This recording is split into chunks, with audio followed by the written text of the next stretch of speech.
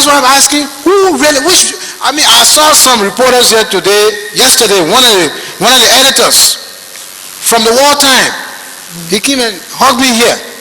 I would really be interested in that particular paper. They're talking about somebody, Ulimo taking hemointestine. Don't do what with hemointestine?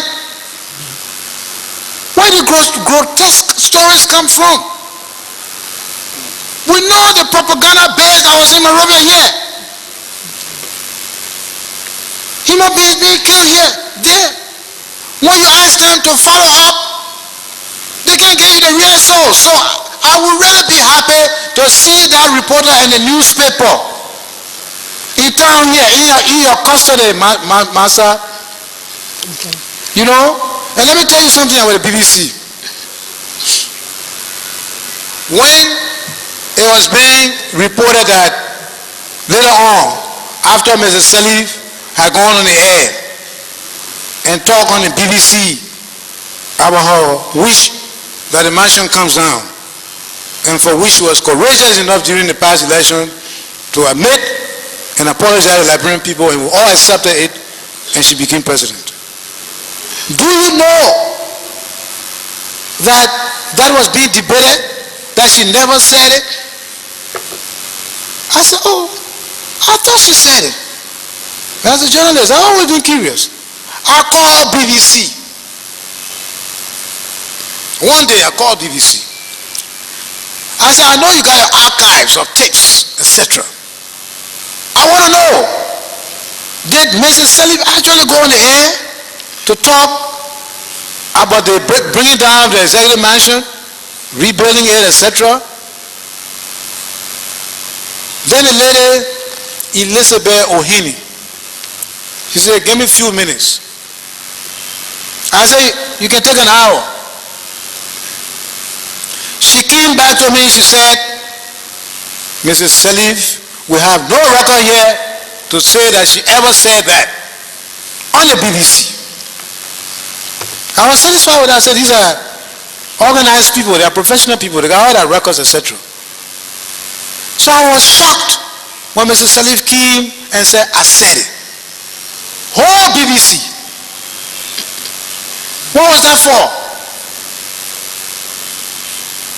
Was it Elizabeth Ohini or the BBC or what? Up to today, I don't know. So don't believe everything you hear. Go ask the people in Tottenham, the civilians who were there. When they came and reported somebody harassing anybody, we should give them to committees, investigate them and lock them up. We have civilian administration, we have mayor. Then when you go to fighting war, then you go to, what I heard that some group used to, even though I don't understand how it would be, how long is the human intestine? They used to put it as gate, something like that. I never really believed that. Then heavy war fighting, you take out intestine to do what? You go on the internet, Master, I don't have to tell you. Look at my picture there.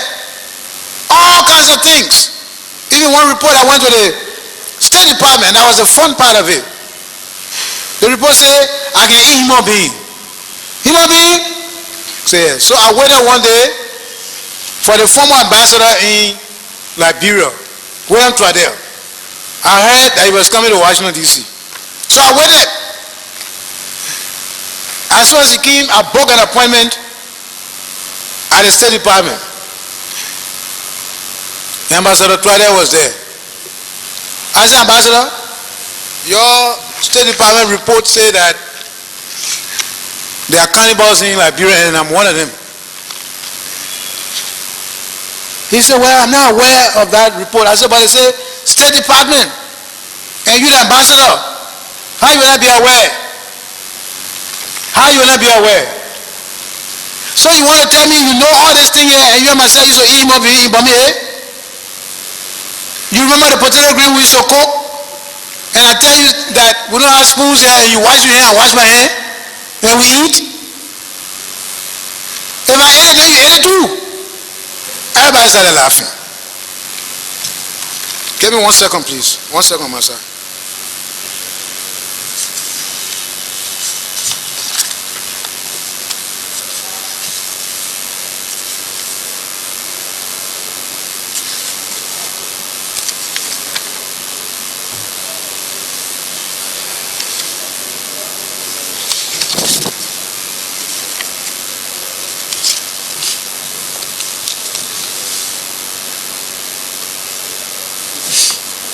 just want to read something to you very briefly. U.S. envoy UNIMO officials hold talk.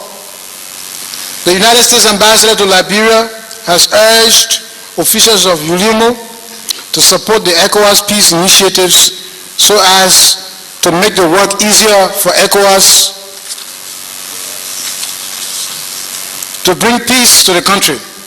Ambassador William Twadell noted that UNIMO has a major role to play in bringing relief to the people, so it must be able to utilize that role properly.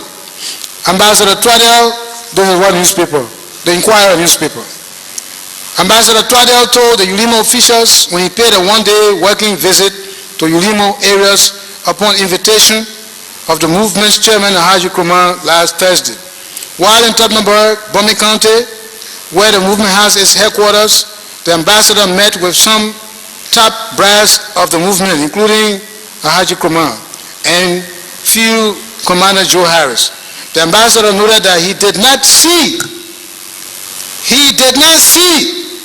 the activities of UNIMO as a jihad, as claimed by some individuals, but a movement whose prime objective is to liberate the people from continuous suffering. U.S. ambassador, 3 years after UNIMO was founded. The ambassador later met with the UNIMO officials in a closed-door meeting. According to a source close to the meeting, several relevant issues pertaining to the peace process were discussed. In an interview with Ambassador Twadell in Tottenburg, he stated that he does not see UNIMO as a bad organization, but hopes that it will support the peace process, which Liberians are yearning for. When asked about his mission to UNIMO area, Ambassador Twadell said he was visiting the area to assess activities of UNIMO and later inform his government about his findings. The ambassador was later taken on a tour of Tottenburg where he visited the government hospital, which was operating fully, the C.H. Dewey High School. He was also taken to the Guthrie plantations in Bomi County by the UNIMO area commander, Vomia Sharif. Prior to the tour, and this is it now, the ambassador and his men were launched with the UNIMO chairman and his officials, at which time they participated in a traditional way of eating with hands. Then report goes, say, we can eat him up here. I said, brother, Twadell, you don't eat him up here too. These are the reports all over the place.